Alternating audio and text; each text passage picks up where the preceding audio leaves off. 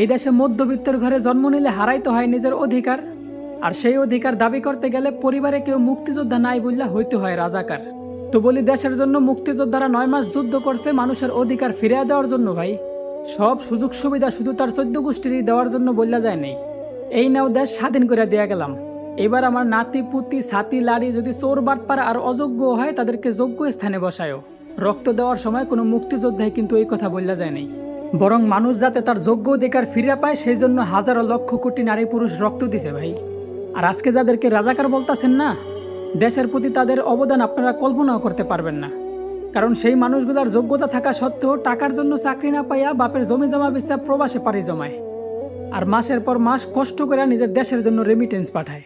যেখানে আমাদের পূর্বপুরুষরা একটা মেয়ের সম্মান রক্ষার্থে বড় বড় যুদ্ধ করতেও দ্বিধাবোধ করে নেই, সেখানে আজ আমাদের রাজপথে মানুষ মানুষের উপর হিংস্র প্রাণীর মতো ঝাঁপায় পড়তেছে, আর তাদের শিকার থেকে কোনো